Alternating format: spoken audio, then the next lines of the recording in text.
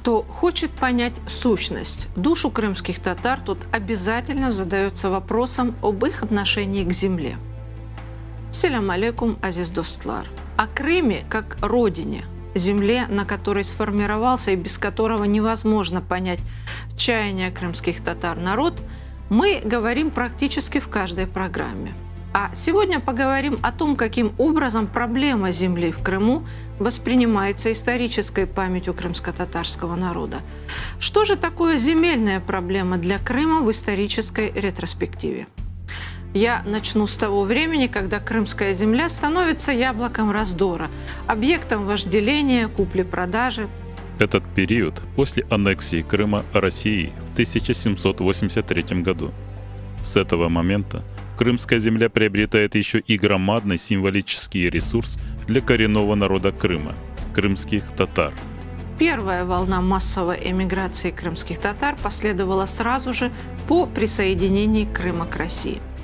Если в первой четверти XVIII века, по расчетам современного демографа Виталия Кабузана, крымских татар на полуострове насчитывалось абсолютное большинство – 444 тысячи человек, то уже к 1793 году их было вчетверо меньше.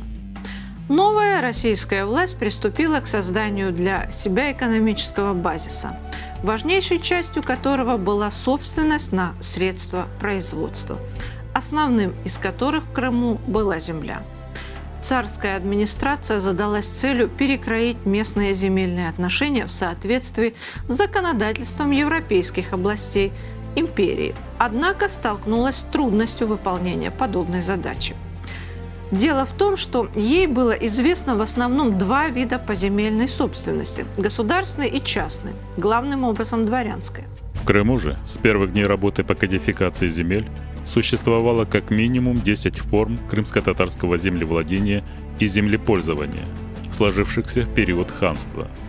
Бывшие ханские и султанские домены – Калгалых, Ходжалых, Бейлик, Мурзинский и Поселянский клинья, вакфы духовный, вакф-шер и обычный вакф-адеп, пустоши, меват. В эту непростую систему, где одни формы собственности на землю перекрывались другими, должны были каким-то образом интегрироваться новые модели землепользования. Первым объектом реформ стала мелкая собственность людей. Ханские земли, бывшие государственные и принадлежавшие эмигрантам, крымским татарам. Все эти территории были объявлены пустопорожними. При этом интересы живших на них крестьян не учитывались, так как в большинстве случаев документов на землю не имелось.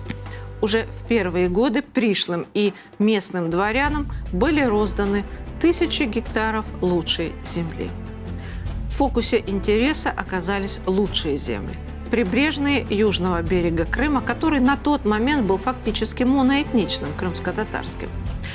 Крымские татары слали жалобы. Жалобы во власть по поводу несправедливого решения земельного вопроса – основной крымско-татарский дискурс XIX столетия.